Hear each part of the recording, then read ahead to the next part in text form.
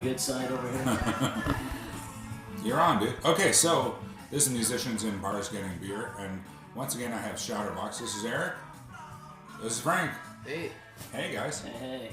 So who wants to start with the, let's see, 10-year anniversary? Should we go there right off the bat?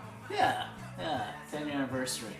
So yeah, September 2014. That's 10 years we've been together as a band. And really that's Frank and I. We've had a couple of changes over the years, but it started out with myself and Frank and a gentleman named Steve Lytell. And yeah, you know, it's just three guys sitting in Frank's kitchen banging out a plan, eh? It was some fun times, eh, Frank? It was. These guys came over and they came over with a plan, and I didn't know what was going on. I knew, Steve was a good friend. I didn't know Eric at the time. I had met him, I think. He was an acquaintance.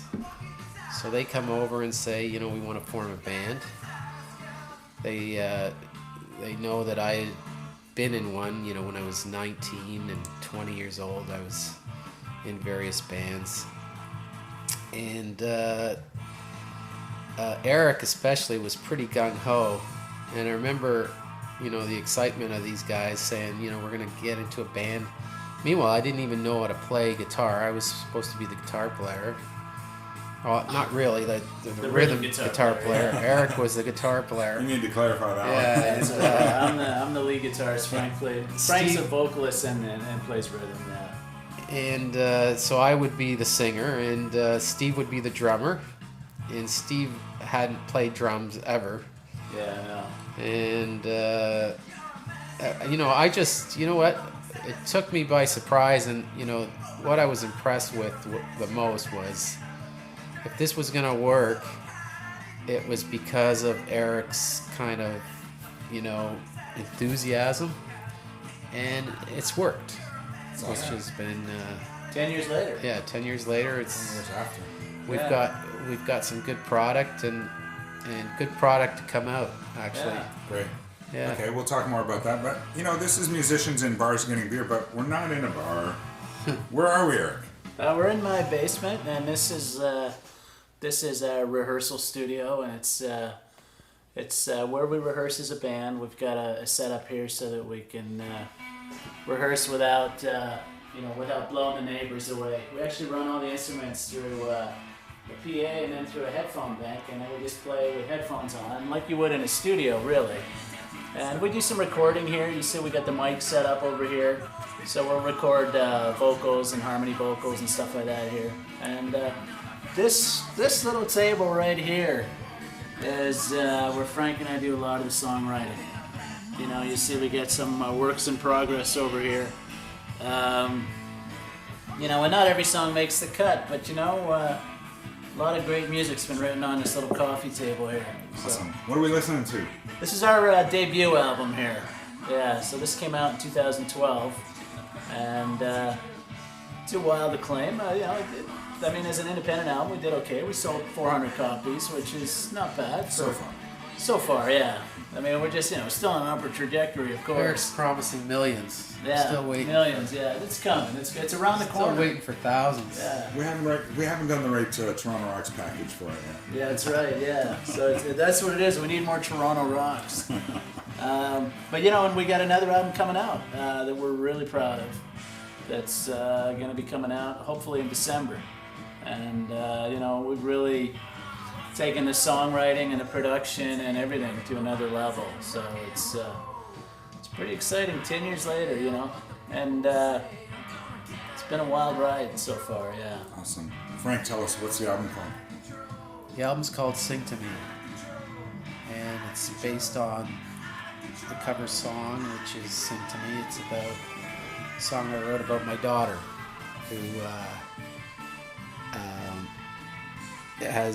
she's special needs. She's autistic and nonverbal, so she sings better than she talks, and she's quite a singer, and she's quite a gal, and it's about our walks in the park, a little park by where we live.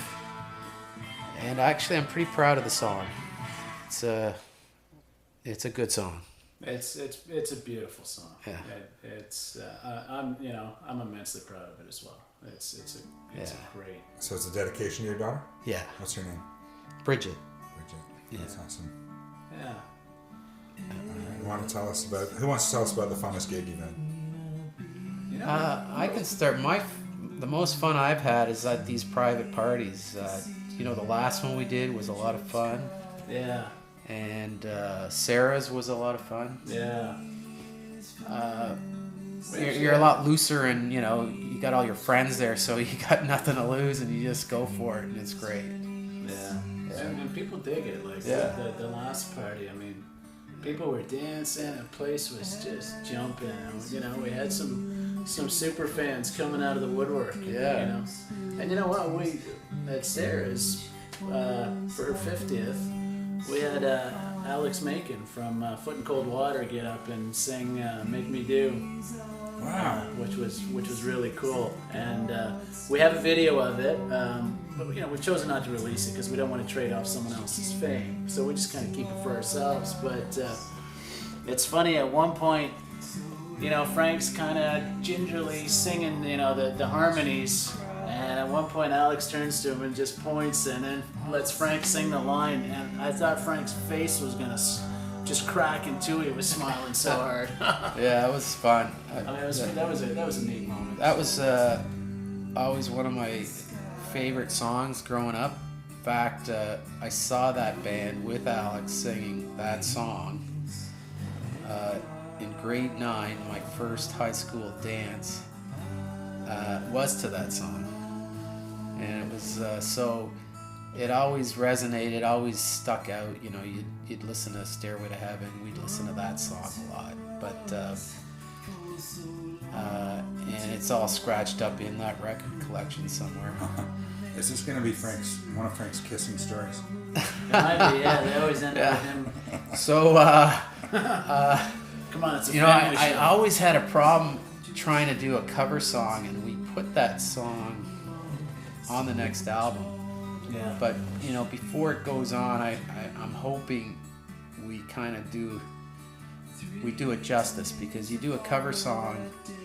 I mean, I don't think anything is like a cover song, like the original, And if it's a good original, you better do it justice. So we're trying, and we're gonna give it a go, and I think it's coming out pretty good right now. We'll see how. I think it's coming together quite nicely. Yeah. But we were faithful to the original, but we also put our own spin on it. And we changed it up a little bit, just enough to make it Shattervox ready. But it's been. Hopefully the boys like it. I need to cut you. Yeah. All right.